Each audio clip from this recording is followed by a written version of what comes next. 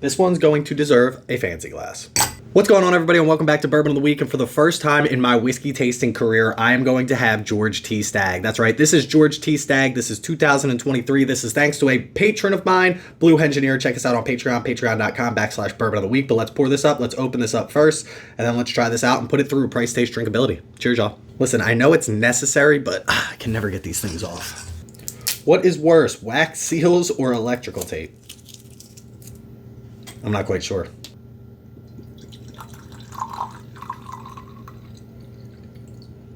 I mean, we're drinking it all. Since I obviously don't have the bottle in front of me, I have all of my notes over here. This is George T. Stagg, 2023. This is coming in at 15 years, 3 months old, 135, which is barrel proof. This is coming from Buffalo Trace's mash bill number 1, obviously, which is the low rye, less than 10%, and this is coming from Buffalo Trace. Let's try this out, y'all.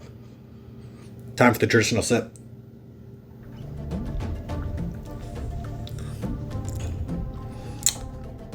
My God.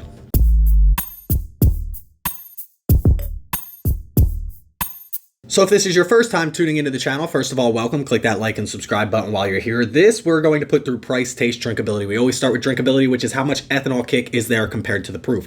135 proof, barrel proof. This right here doesn't sip anywhere near that. Now, here's the thing. When you drink exceptional whiskeys like this, you compare them to other exceptional whiskeys. This is coming off the heels of a William LaRue Weller that we just had. I believe that was like 128 proof. Don't quote me on that. I'll have to go back and double check. But this, compared to that, does seem to drink a little bit hotter. But William LaRue Weller also drank under its proof, and it's 128 versus 125 or 135 proof, sorry. So there's definitely some comparisons there. But this right here is just a phenomenal sip of whiskey. The drinkability, again, fantastic. Let's take one more sip and we'll give it a score. This is actually kind of dangerous at 135 proof that it drinks this easy. I would maybe like mid 120s is where I would put this, like 124 I would tell you. It would all depend on what I'm really feeling that night as far as what I ate, if I had enough water and everything like that. But I would say mid 120s, and this is mid 130s. So that is a phenomenal pour when it comes to any type of drinkability. I'm going to give this, I got to go right below a 9 here because, again, it's going to be hard to get into the 9s. But I'm going to go like 8.97 when it comes to this, right below that 9 mark. And then, of course, we're going to move into taste on this, and that's where this bottle just truly shines. This is, I mean, we've had a few bottles recently that really fancied my palate particularly. It gives me everything that I personally want. I'm getting some toffee notes on this, some very good sweet notes on this. It's less than 10% rye, but I still get a good spice on this, like a cinnamon. You get like a chocolatey note on this. You get that age, that 15 years really comes out without drying out the mouth. I love when they can do that. They can strip it of the tannins. They can strip it of anything that's going to dry out your mouth, but still give you that age profile with that oak, that leather, maybe like a hint of tobacco on this. Some people say tobacco leaf versus tobacco. I would love to know in the comment section below what the different taste-wise profile is on that. Like, I get, like, I can comprehend the tobacco note, but like, what's the leaf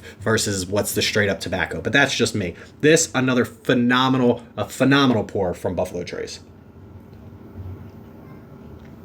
The mouthfeel on this is fantastic. The finish on this is forever. The legs on this, I mean, you swirl it around the glass and it's still sitting up at the top of this. I don't really know another better whiskey that I've had, at least recently. That William LaRue Weller is still top of our list right now. This is definitely going to be close. But there's a lot of stuff out there that I think is still very good. That is obviously a lot easier to get. I think these are going for like $750 on the secondary market. And we didn't even get into price right now. The MSRP on this is $125. Here in Pennsylvania, it's obviously a lottery item. That's the only way that you're ever going to find it for that price here in Pennsylvania. If you go hunting for this, I haven't seen them on shelves ever. So I don't know what people are charging in the retail space. But I can tell you when they're trading online that they're going for about $750 right now. And that'll be a question in our Bourbon Bomb of the Week, or my thoughts on what I've been drinking. Now, the tasting notes, they tell me I'm supposed to get toffee. I get that. Dark chocolate, I would say a chocolatey note. I don't know if it's really dark chocolate versus regular chocolate, but vanilla, obviously there's going to be vanilla on this. It says fudge, and I feel like I'm not a big fudge guy, right? I don't like, people go down the beach, or we call it down the shore here in Pennsylvania, and they'll get like fudge from one of the candy shops. Not for me specifically, but like I walk by it and I understand the concept. I've had fudge before, so I understand the concept of what they're talking about with that fudge note. It says nougat. I got it again. We're gonna put out a video where we just try some of these because I don't know if I've had them, as well as molasses. And I feel like the viscosity of the molasses is what I'm getting. Obviously the sweetness of the molasses, but again, just the legs on this, the length of the finish on this, everything about this is very sweet forward. I do get a little bit of spice, but only 10% rye or less, not too much. Flavor wise, for me personally, like this is what I'm looking for. This is this is the exact flavor profile. And now from now on, I can say, I mean, it's tough to tell people like, oh, what do you like? What's your favorite flavor profile? And I can be like GTS 23 and they're gonna be like, okay, I've never had that. Or okay, like, can you give me something a little bit easier to find? Like, obviously. So for this, I mean, I don't want to go like crazy on this, but I personally don't know what else I would look for in a glass of whiskey. If you just handed me 1,000 glasses of whiskey and this was one of them, I'd maybe pick, I mean, giving myself a lot of credit here, I would probably pick this one out as at least one of my top 5 because this is just a fantastic pour. So we're going to go like 9.31. I also don't have any other GTSs to compare this to, right? So that's the other thing. These people have access to like 23, 22. They skipped 21. Was it 21 they skipped or 20? I think they skipped 21. 23, 22, 20, 19. Like, I don't have this to compare to be like, this batch was so much better than this batch. Maybe you guys know people that do. What was like the best batch recently of GTS? But I'm going 9.31 when it comes to taste on this. And last but certainly not least, we talked about it already. Price on this particular bottle right here comes in at $125. Are you finding it for $125? No, you're not. You're probably not going to, right? But I can't knock a company because their bottles sell so much higher on the secondary market. I've got to go off of MSRP, which is the tough part with these reviews because again, I'm not buying this bottle at MSRP. 90% of people that are buying this bottle are not getting it at MSRP. You need to either win a lottery or maybe you do like these, what are they called? The Razzes online and you win it for like $20. You're like, oh, I got this for $20, even though you lost the last 50 Razzes and you spent $1,500 and then you won. You know what I mean? Not knocking you if you do Razzes, but that's what I'm just saying. $125 for it's a steal. I know bottles out there that sit on the shelf for $200. We talking about, sorry for the pitter-pattering feet. We've got some kids around the house. What was the one bottle? Elijah Craig single barrel 18 year. $200 here in Pennsylvania. I hate it. But I bought that bottle like 8 years ago. It's still sitting on my shelf. But for $125, if it was on the shelf regularly at $125, I wouldn't buy another bottle of whiskey. That's what I'll say about it. So score-wise, when it comes to that, it's way above average on drinkability. It's way above average on taste. It's only slightly above average between that $75 to $90 mark when it comes to like a quote unquote average bottle of bourbon. So this right here, I mean, whether you hate on Buffalo Trace when it comes to their marketing or not, if you think there's some conspiracy theory behind supply and demand that they're skewing, whatever you're saying, they're still putting these bottles out $125. We see everybody else. We see the Wild Turkey's Master's Keep. They're going up because they're saying secondary market is getting $400 for these. I should at least get $275, $300, so it can't go so much on the secondary market. And again, that's going to be a topic for our Bourbon Bomb of the Week, where you kind of fall on this secondary market / raising prices from the actual distilleries versus the 3-tier system. It's just, I don't know. But $125 coming out at MSRP is an absolute steal on this glass. We give it a 7.0 if it's an average priced whiskey with average drinkability and average taste. Like I said, this is above average on everything and only slightly above average when it comes to the price on this. So we've got to be back up there close to the 9s, if not in the 9s. I might just go straight 9.00 to make this easy on myself because I don't really know how much further above 9 I would want to go, but I definitely can't go any below 9. So I'm going to go 9.00 when it comes to price on this.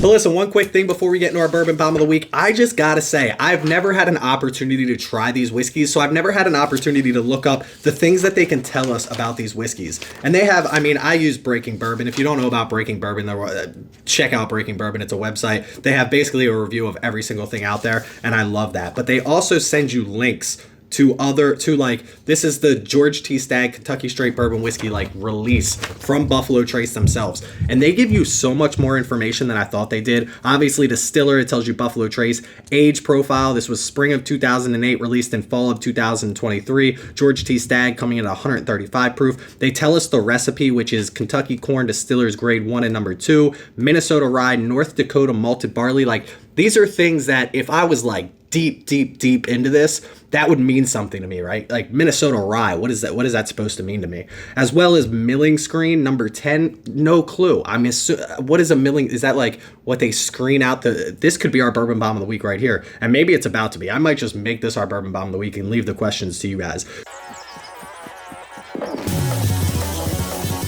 Cook temperature, 240 degrees Fahrenheit. What does that mean? So if it was 230, is that going to make it a different profile with flavor? Is that going to make it harsher? Is that going to make it like, these are the things that they've obviously honed in on, that people who know way more about this stuff than I do could tell me. Water, Kentucky limestone, of course, reverse osmosis. I know a little bit about that just from like my science 101 days. Fermentation, carbon steel, black iron fermenter. That's just crazy. Sour mash. If you don't know the difference between a sweet and a sour mash, make sure you let me know in the comment section below, because I can tell you all about that. I did a lot of research on that one day. Distillation, double distilled. Guys, we're only halfway down this sheet. Distillation, double distilled, beer still, and doubler. Again, I know what double distilled means. I know what a beer still is. The doubler, I'm kind of thrown off on that. Proof off the still. So this came off the still into the barrel at 140 proof, which means it's lost 5 proof points over 15 years and 3 months. So is that normal? Is 5 proof points normal? Barrel, new white oak, obviously, because it's a bourbon. Number 4 char, so it goes 1 to 5, number 5 being the heaviest char. This is a number 4 char. Number 4 char at 15 years, 3 months, and only having a slight influence when it comes to the age is crazy. Charred for 55 seconds. Again, I understand the longer you char it, the more charred it's going to be, but what's the difference between 40 seconds and 55 seconds? We're not talking minutes or hours, we're talking seconds here. What's the difference? Guys, this is our bourbon bomb of the week. I apologize, we're not going back. Independent stave from Lebanon, Montana, MO, is that Montana? It's got to be Montana, right? Barrel entry proof. So the barrel entry proof was 125. I apologize. I thought the off the still was 140. The barrel entry proof was 125. So this went up in proof. I've also heard of some companies going down in proof. So how did this go from 125 to 135 when I know other companies that are putting it at 110 and it goes to 104? Another question I have: barrel size, 53 liquid gallons. Warehouses. Another thing, if you're a Buffalo Trace fanatic, if you're deep into this, maybe you know about the specific warehouses. CIKLM. Floors 1, 2, 3, 4, 5. Is C number 1? Is I number 2? Is that the order that they put them in and pulled them off the floors? I don't know. Evaporation loss 68%. I understand why they make these things so expensive. Look at how much product they're losing. They put these in 53-gallon drums. They lose 68%. That drum is almost a third of the way gone. That is just crazy. That more than a third of the way gone. You're talking 68%. A third of the way would be 66%. We're not done yet. Bottling, filtration, none. Non-chill filtered, no filtering on this. They don't do anything. Product age 15 years, 3 months old at bottling. Tasting comments: nose, a wave of cinnamon and cherry cola. Hold on.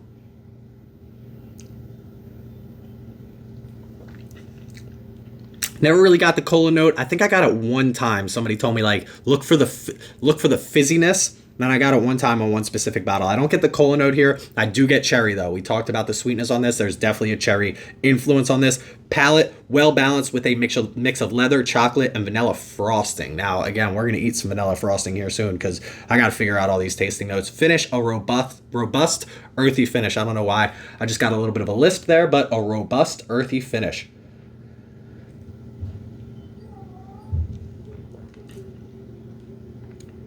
Not very earthy for me, but robust for sure. Lasts forever. Guys, that's page 1. That's page 1 of what they offer you. All of this information just free online. They just give it to you.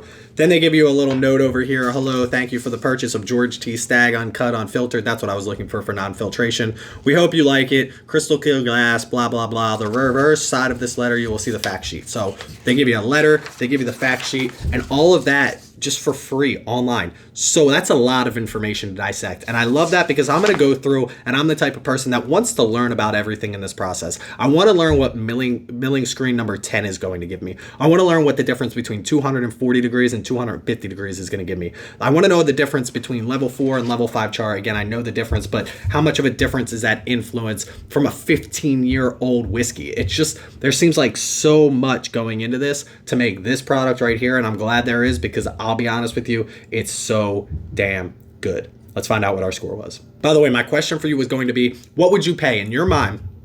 How do you decide what your cutoff is? You walk into a store and George T. Stagg is sitting there for $200. You picking it up? It's $250 now. You still picking it up? Where do you draw the line? Does it become a I've never had it, it's a specialty bottle, I really want it, I'll spend any amount of money for it as long as I can find it? Does it become I have a cutoff and guaranteed nothing over $150? Just let me know in the comment section below what you think about that. That was my actual bourbon bomb of the week this week, but I just got way too deep into that. But again, I didn't add these up yet, so let's add these up now.